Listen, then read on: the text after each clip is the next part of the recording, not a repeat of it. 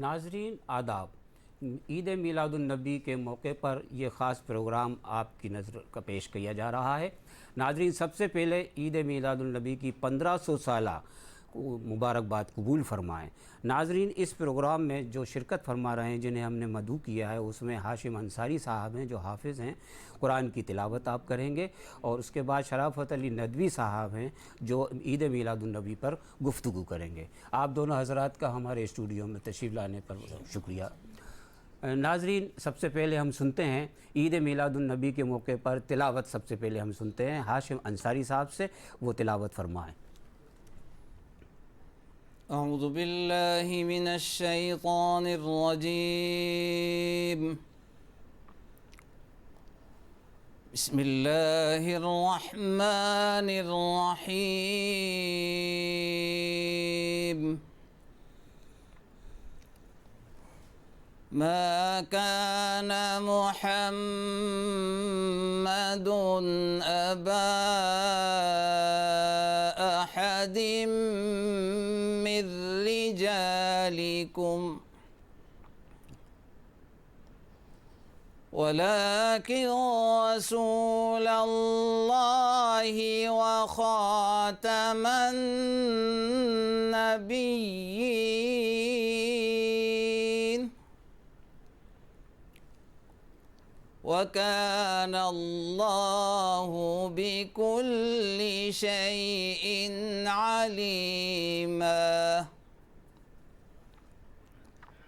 يا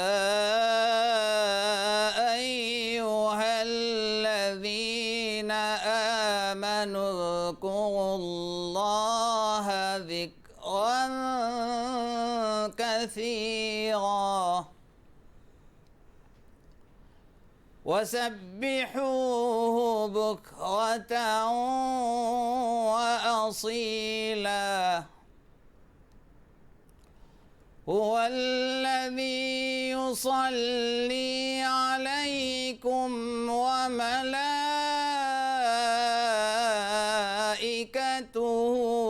ليخرجكم من الظلمات إلى النور وكان بالمؤمنين رحيما۔ تحيتهم يوم يلقونه سلام وأعد لهم أجرا كريما۔ يا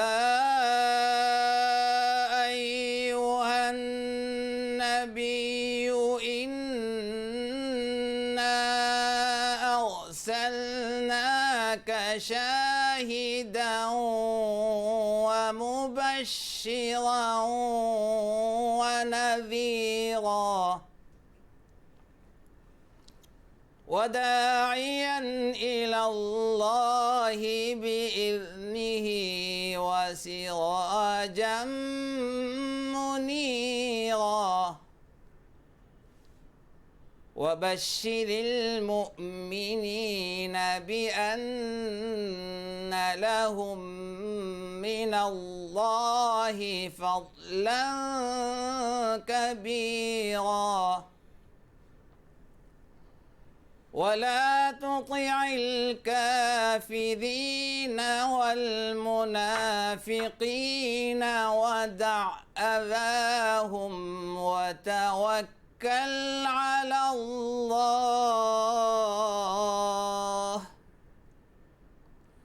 وكفى بالله وكيلا۔ صدق اللہ العظیم۔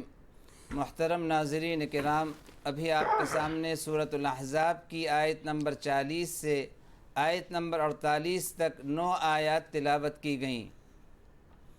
اب ان آیتوں کا ترجمہ سماعت فرمائیے۔ اللہ کے نام سے شروع جو بڑا مہربان نہایت رحم فرمانے والا ہے۔ محمد صلی اللہ علیہ وسلم تم میں سے کسی مرد کے والد نہیں، لیکن اللہ کے رسول بنا کر بھیجے گئے ہیں، اور تمام نبیوں کا سلسلہ ختم ہونے پر تشریف لائے ہیں، اور سب چیزوں کا علم اللہ کو ہے۔ اے ایمان والو، اللہ کا ذکر بہت کثرت سے کیا کرو، اور صبح و شام اللہ کی تسبیح یعنی خوبیاں بیان کرنے میں لگے رہو۔ وہ اللہ تم پر ایسا مہربان ہے کہ تم پر سلامتی کے ساتھ رحمت کا تحفہ بھیجتا ہے، اور اس کے فرشتے بھی، تاکہ تم کو تاریکیوں اور اندھیریوں سے نکال کر روشنی کی طرف رہنمائی ملے، اور یقیناً اللہ تو ایمان والوں پر بڑا ہی مہربان ہے۔ اور پھر اللہ سے ان کی ملاقات کے دن سلام سے ان کا استقبال ہوگا، اور اللہ نے ان کے اجر کا بدلہ بہت ہی عزت و اکرام کے ساتھ تیار کر رکھا ہے۔ اے نبی، ہم نے آپ کو اس شان کا رسول بنایا ہے کہ آپ کی گواہی اور شہادت پر فیصلہ کیا جائے گا۔ ہم نے آپ کو بشارت دینے والا اور ڈر سنانے والا بنا کر بھیجا ہے، اور آپ اللہ کی طرف اس کے حکم سے دعوت دینے والے اور ایسا روشن چراغ ہیں جس کی روشنی اور نورانیت پھیلتی ہی رہے گی۔ اور خوشخبری سنا دیجئے ایمان والوں کو کہ ان کے لیے اللہ کا بڑا فضل ہی فضل ہے، اور انکار کرنے والوں اور دغا بازوں کی بات کو رد کر دیجئے، اور ان کی طرف سے آپ کو جو تکلیف پہنچائی جا رہی ہے اس کو خیال میں نہ لائیے، اور اللہ پر بھروسہ رکھیے، اللہ کام بنانے کے لیے کافی ہے۔ وآخر دعوانا ان الحمد للہ رب العالمین۔ شکریہ عاصم انصاری صاحب، آپ نے احزاب کی تلاوت فرمائی اور اس کا ترجمہ بھی بیان کیا۔ اب ہمارے ساتھ شرافت علی ندوی صاحب موجود ہیں، تو ناظرین آئیے ان سے سنتے ہیں میلاد النبی کیا ہے اور اس کی بہت سے فوائد بھی ہیں، اس پر بھی گفتگو کریں گے۔ سب سے پہلے ہم جاننا چاہتے ہیں کہ میلاد النبی کیا ہے، اس پر آپ روشنی ڈالیے۔ انشاءاللہ جمعے کے دن ربیع الاول کی 5 تاریخ ہوگی، اور یہ ہجری کیلنڈر سے اسلامی سن جو ہے یہ 1447 ہجری ہے۔ جی، اس کا مطلب یہ ہوا کہ حضور اکرم صلی اللہ علیہ وسلم کی جو تاریخ پیدائش ہے جی جی، وہ 12 ربیع الاول ہے، جو ساری دنیا میں دھوم دھام سے، منائی جاتی عقیدت سے، محبت سے اور پیار سے منائی جاتی ہے، بے شک۔ اور یہ اسلام کی 1500 تاریخ کی طرف اشارہ کرتی ہے۔ جی، ظاہر ہے کہ اللہ کے رسول صلی اللہ علیہ وسلم اس دنیا میں تشریف نہیں لاتے تو دنیا کا وجود ہی نہیں ہوتا۔ بے شک۔ حدیث میں آتا ہے، اللہ نے فرمایا کہ لولا لما خلقت الافلاک، جی، اگر آپ کی تشریف آوری اس دنیا میں ہمیں منظور نہیں ہوتی تو ہم یہ پوری ساری کائنات کو، زمین و آسمان کو پیدا نہیں کرتے۔ جی جی، تو یہ بات صحیح ہے کہ محبت نہ ہوتی تو کچھ بھی نہ ہوتا، بے شک۔ کیونکہ یہ ساری دنیا کا وجود، ساری کائنات کا وجود، ساری مخلوقات کا وجود جی جی، یہ مشروط ہے، یعنی مربوط ہے حضور اکرم صلی اللہ علیہ وسلم کی تشریف آوری سے۔ جی جی، اور اس وجہ سے جب آپ اس دنیا میں تشریف لائے 12 تاریخ کو جی تو خوشی منائی جاتی ہے، عید کی طرح اس کو قبول کیا جاتا ہے۔ جی، حالانکہ سچائی یہ ہے کہ اللہ نے سب سے پہلے حضرت آدم علیہ السلام سے بھی پہلے جی جی، نور محمدی صلی اللہ علیہ وسلم کو پیدا فرمایا۔ اول شیء خلق اللہ نوری، سب سے پہلے اللہ نے اس کائنات میں جو چیز پیدا فرمائی، آپ خود فرماتے ہیں کہ وہ میرا نور ہے۔ سبحان۔ اور یہ بھی حدیث میں ہے کہ جب کہ آدم مٹی کے خمیر میں تھے، ابھی وجود میں نہیں آئے تھے، لیکن میں یعنی حضور اکرم صلی اللہ علیہ وسلم کی ذات گرامی نور کی شکل میں موجود تھی۔ سبحان اللہ۔ بہرحال تو اسی طرح سے حضور اکرم صلی اللہ علیہ وسلم کی تشریف آوری جو اس مہینے میں ہوئی 12 تاریخ کو، یا ایک روایت ہے کہ 9 تاریخ کو، اس کو ساری دنیا کے اندر عقیدت کے ساتھ منایا جاتا ہے، قبول کیا جاتا ہے اور احترام اور ادب کے ساتھ آپ کی مبارک زندگی کے حالات بیان کیے جاتے ہیں اور اسلام کی تعلیمات کو اللہ کے سارے بندوں کے سامنے پیش کیا جاتا ہے۔ اس مہینے میں خاص طور سے اس کا اہتمام ہوتا ہے اور ہمیں کسی نہ کسی حد تک اس خوشی میں شریک ہو کر یہ طے کرنا چاہیے کہ جو بھی حضور کی مبارک سیرت کے بارے میں ہم سنیں اس کو اپنی زندگی میں لائیں، اپنے عمل میں لائیں اس کو، اور دنیا اور آخرت کا نیکیوں کا ذخیرہ اکٹھا کریں۔ بے شک بے شک۔ اچھا، میں اسی کے ساتھ یہ بھی عرض کرنا چاہ رہا تھا کہ اکثر سوال ذہن میں آتا ہے کہ آپ کی تشریف آوری عرب میں ہی کیوں ہوئی؟ اس پر تھوڑا سا ہمارے ناظرین جاننا چاہیں گے آپ سے۔ بہت اچھا سوال ہے۔ جی جی۔ حضور اکرم صلی اللہ علیہ وسلم تشریف آوری عرب میں اور مکے ہی میں کیوں پیدا ہوئے؟ جی جی۔ یہ تو اصل تو اللہ رب العالمین ہی کا عمل ہے، یہ اللہ کا فیصلہ ہے، اس کو جہاں چاہے۔ اور ساری دنیا میں جو پیغمبر آئے 1,24,000 الگ الگ دیشوں میں، الگ الگ قوموں میں، الگ الگ دنیا کے علاقوں میں آئے، اور عرب میں حضور اکرم صلی اللہ علیہ وسلم کی تشریف آوری اس وجہ سے ہے کہ عرب جو ہے وہ پوری دنیا کا یعنی نقطہ ہے بیچ میں، جس کو آپ جیسے جیومیٹری میں پرکار ہوتا ہے تو اس کا ایک سرا بیچ میں پھر پوری اس کو گھمایا جاتا ہے گول دائرے میں، اسی طرح مکہ جو ہے وہ ام القریٰ ہے، ساری دنیا کی بستیوں اور دیشوں سینٹر ہے کا اس کا سینٹر ہے جی جی۔ یہ مکہ، اور مکے میں بھی کعبہ جو خاص ہے۔ اللہ رب العالمین نے اپنے آخری نبی حضرت محمد مصطفیٰ صلی اللہ علیہ وسلم کو عرب میں اس وجہ سے مبعوث فرمایا کہ عرب کے تعلقات ساری دنیا سے تھے۔ جی۔ یعنی یہ سن کر بھی آپ کو تعجب نہیں ہونا چاہیے کہ ہندوستان سے بھی تعلقات تھے عرب کے۔ جی جی جی۔ حضور اکرم صلی اللہ علیہ وسلم کے بعثت مبارکہ سے تو یہ تعلقات بڑھے، تجارت کی لائن سے، اشاعت دین کی لائن سے، لیکن اس سے پہلے بھی ہمارے علماء نے بڑی بڑی کتابیں لکھی ہیں یہ ہندوستان اور عرب کے تمدن اور ان کے تعلقات کے بارے میں۔ تو ہندوستان عرب جو ہے مکہ بالکل بیچو بیچ میں ہے۔ جی۔ اللہ نے اس اپنی آخری کتاب اور اپنے آخری نبی کے لیے اس کا انتخاب یوں ہی فرمایا کہ بیچو بیچ میں جو سینٹر میں جو چیز ہوگی وہ چاروں سائڈ چاروں سمتوں میں وہ پہنچے گی، اور یہی وجہ ہے جی جی، کہ دنیا میں جہاں کہیں بھی اہل اسلام ہیں وہ اپنی اللہ کی عبادت جو ادا کرتے ہیں اسی کعبے کی طرف رخ کر کے کرتے ہیں، جی جی، جہاں بھی ہو۔ جی جی، جیسے ہندوستان میں جنوبی ایشیا کے اندر عام طور سے مغرب کی طرف، پچھم کی طرف منہ کر کے نماز پڑھی جاتی ہے، جی جی، لیکن جو دیش جو ممالک دوسری سمتوں میں ہیں، کعبہ ان کے لیے مشرق میں پڑتا ہے، کعبہ ان کے لیے جنوب میں پڑتا ہے، کعبہ ان کے لیے شمال میں پڑتا ہے، ادھر وہ نماز اسی طرح ادا کرتے ہیں۔ یہ اس بات کی ہے کہ سب کا رخ دنیا کے بالکل بیچ میں، سارے دیشوں کی ماں، سارے دیشوں کا سارے شہروں کی جو ماں ہے مکہ مکرمہ، اس کی طرف ہوتا ہے۔ یہ ایک مرکزی نقطہ ہے۔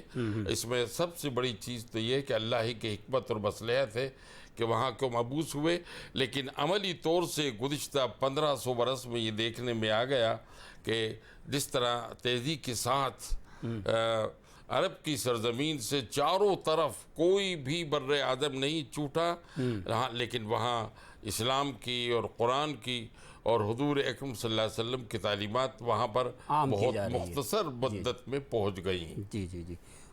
اچھا، میں دوسرا سوال، کیونکہ آپ سے ظاہر ہے کہ آج 12 ربیع الاول بھی ہے جی، اور لوگ جاننا بھی چاہتے ہیں، اور خاص طور سے 1500 سالہ، یہ بھی ہمارے لیے ایک خوشی کی بات ہے۔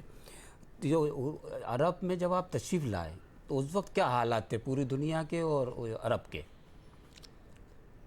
پوری دنیا کے حالات جو ہے وہ خدا کو پسند نہیں تھے، جی جی، یعنی اس کی وحدانیت کا اعلان نہیں کیا جا رہا تھا۔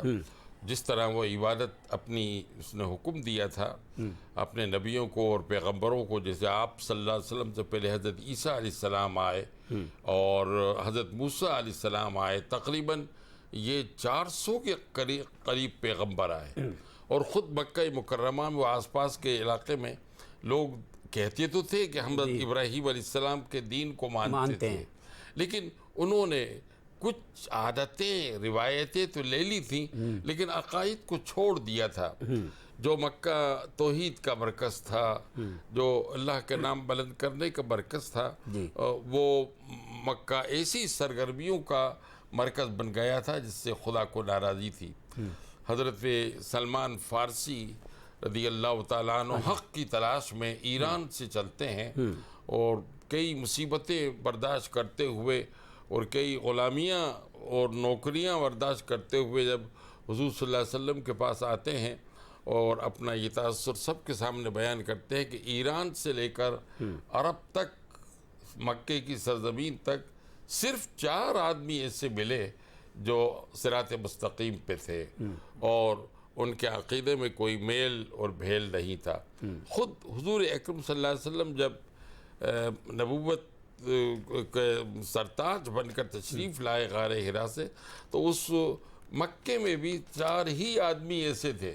وہ 4 آدمی نہیں جو سلمان فارسی نے کہا، بلکہ خود جو بذات خود لا الہ الا اللہ کا اعلان کرتے تھے اور اس کے خلاف نہیں جاتے تھے۔ بقیہ عام عرب قبائل نے، عرب برادریوں نے اور عرب کے سرغنہ لوگوں نے پورا ابراہیمی دین کو تبدیل کر کے رکھ دیا تھا اور وحدانیت کو کے مرکز کو، یعنی وہ باطل پرستوں کی آوازیں اور ان کی روایتیں اور ان کی اپنی من پسند عبادتیں اور معبود وہاں پر موجود تھے۔ حضور اکرم صلی اللہ علیہ وسلم تشریف لائے اور انہوں نے لوگوں کو یاد دلایا خدا کی توحید، وحدانیت اور اپنی نبوت اور رسالت کا اعلان کیا کہ جو کچھ آپ یہ کر رہے ہیں یہ صحیح نہیں ہے، خدا کو راضی کرنے والی چیزیں نہیں ہیں، اور آپ نے کعبے کے اندر جو نجاست، جو ناپاکیاں لے آئی ہیں، اس کو آپ کو ختم کرنا چاہیے اور ایک اللہ کو پہچاننا چاہیے، اس کو اپنے دل میں بٹھانا چاہیے۔ جی جی، آپ صلی اللہ علیہ وسلم کی زندگی میں کی جو خاص صفات تھی اس پر ذرا سی روشنی ڈالیے، کیا تھی؟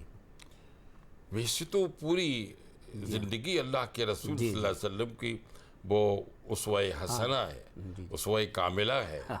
لقد کان لکم فی رسول اللہ اسوۃ حسنہ، چاہے وہ گھر کی زندگی ہو، چاہے وہ مسجد کی زندگی ہو، سفر کی ہو، جب اللہ کے راستے میں جان و مال کی سے سرفروشی اور قربانی کے لیے جا رہے وہ زندگی ہو، پوری زندگی نمونہ ہے۔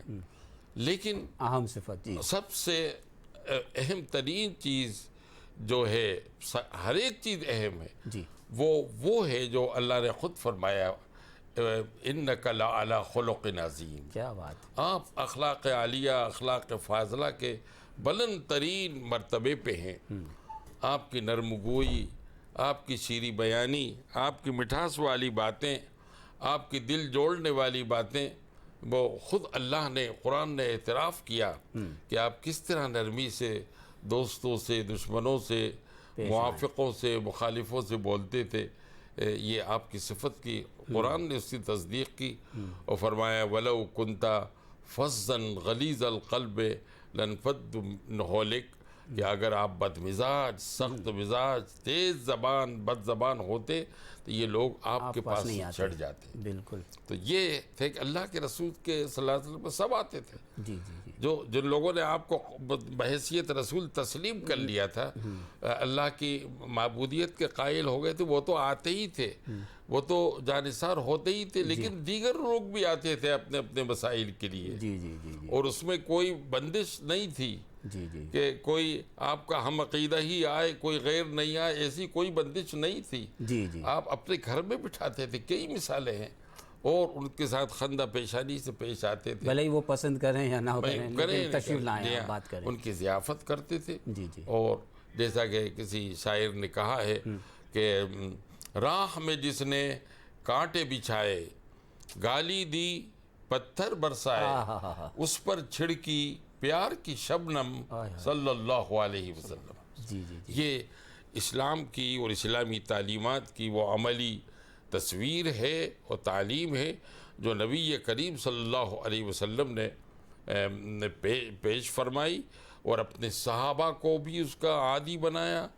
صحابہ کی آپ نے عملی تربیت کی اخلاق فاضلہ کے اعتبار سے, اور اسی کے ذریعے اسلام گھر گھر, شہر شہر, گاؤں گاؤں, بستی بستی, دیش بدیش اسی طریقے سے پھیلا ہے. اس کے اندر طاقت اور قوت کا استعمال نہیں کیا گیا جیسا کہ مستشرقین کہتے ہیں, جی جی, بلکہ حضور اکرم صلی اللہ علیہ وسلم کے اخلاق کا. میں اس سلسلے میں اگر آپ مناظر سمجھے تو ایک واقعہ, ارشاد. جب سن 7 ہجری میں مکہ فتح ہوا, جی ہاں, اور آپ مدینہ منورہ سے تشریف لا چکے تھے, جبکہ 1 سال پہلے آنے نہیں دیا تھا اہل مکہ نے, عمرہ ادا نہیں کرنے دیا تھا. جی جی, آپ تشریف لائے, فاتحانہ شان سے داخل ہوئے, تو جو آپ نے اعلانات کیے ان میں اعلانات یہ تھے کہ جو حرم شریف میں کعبے میں داخل ہو جائے گا وہ امن میں رہے گا. جو اس زمانے میں اہل اسلام کا بڑا دشمن تھے ابو سفیان, جو بعد میں مشرف با اسلام ہوئے, فرمایا کہ جو ان کے گھر میں داخل ہو جائے گا وہ امن میں ہے. ایسا ماحول تھا, لوگ ایک طرح کی ایمرجنسی محسوس کر رہی تھی کہ اب ہمارا کیا ہوگا. ان میں وہ قاتل اور اذیت پہنچانے والے لوگ بھی تھے جنہوں نے حضور صلی اللہ علیہ وسلم کی صاحبزادی کو اونٹ سے گرا دیا تھا, اور ان کا انتقال ہو گیا, ان کا حمل بھی ضائع ہو گیا تھا. ان میں وہ لوگ بھی تھے جنہوں نے حضور اکرم صلی اللہ علیہ وسلم کے چچا کو غزوہ احد کے اندر ان کا مسئلہ کیا تھا, ٹکڑے ٹکڑے قیمہ کر دیا تھا.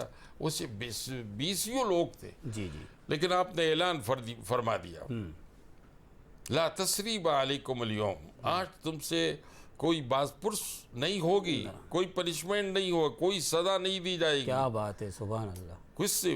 یہ ان لوگوں سے جو آپ کے عقیدے والے نہیں تھے. واہ واہ واہ.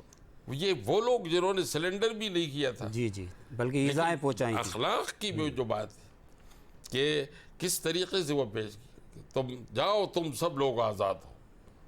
اسی ماحول کے اندر ایک بڑھیا جی جی, جو نبی کریم صلی اللہ علیہ وسلم کے دین اور عقیدے سے متفق نہیں تھی, جی جی, اور وہ پرانی ہی جاہلیت میں مبتلا تھی, وہ چلا رہی تھی. ایک گٹھڑی اس کے پاس تھی, جی جی, لوگو مجھے بچاؤ, وہ محمد ابن عبداللہ صلی اللہ علیہ وسلم مدینے سے آ گئے ہیں, اب میری خیر نہیں ہے. یہ ان عورتوں میں بڑھیا تھی جو مکے کی پہلی والی زندگی میں جب آپ نے مدینہ ہجرت نہیں کی تھی, یہ آپ کو گالیاں بکتی تھی, جی جی, راستے میں کانٹے بچھاتی تھی, سازشیں کرتی تھی, برا بھلا کہتی تھی. یہ وہی بڑھیا تھی. اب جب حضور تشریف لائے تو اس کو اپنی جان کا, اپنی زندگی کا ڈر لگا, اور یہ آوازیں دے رہی تھی, لیکن کوئی اس ماحول میں سننے والا نہیں تھا. اللہ کے رسول صلی اللہ علیہ وسلم کو گزر ہوا, آپ اس کے پاس تشریف لے گئے. کہا اماں کیا بات ہے؟ کہ بیٹا وہ محمد ابن عبداللہ آ گیا ہے.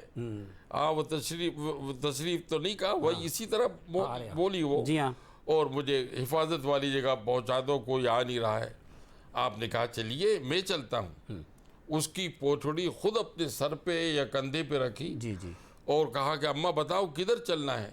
تو جو آج کل مکے میں مسفلہ کا علاقہ ہے ادھر اس نے کچھ بتایا, اشارہ کیا. ہاں, آپ آگے بدل لے کے بوجھ لے کے جا رہے تھے, وہ پیچھے جا رہی تھی کہ ادھر موڑو ادھر چلو, یہاں تک کہ تھوڑی دیر کے بعد گھر آ گیا کہ بیٹا یہاں رکھ دو, یہ میرا گھر آ گیا ہے. تو اس نے پھر بعد میں پوچھا کہ بیٹا تم کون ہو؟ پھر آپ نے بتایا کہ میں محمد ابن عبداللہ ہے. تو کسی برائی کا جواب برائی سے نہیں, گالی کا جواب گالی سے نہیں, بلکہ عملی طور سے جو خاکہ پیش کیا, جو اخلاق پیش کیا, تم نے کہا کہ نہیں میرا تو تمہارے بارے میں بہت غلط وہ تھا, لیکن تم تو بڑے اچھے انسان ہو. بہت بہت, اور آپ وہ بڑھیا بھی اسی دین و مذہب میں شامل ہو گئی. وہ اس نے وہ چیزیں, اسی لیے آپ صلی اللہ علیہ وسلم کو رحمت العالمین بولا جاتا ہے. جی. بہت بہت شکریہ شرافت علی ندوی صاحب اور ہاشم انصاری صاحب, آپ دونوں ہمارے اسٹوڈیو میں تشریف لائے. ناظرین, یہ تھا میلاد النبی پر خاص پروگرام. اب مجھے اجازت دیجیے, آداب.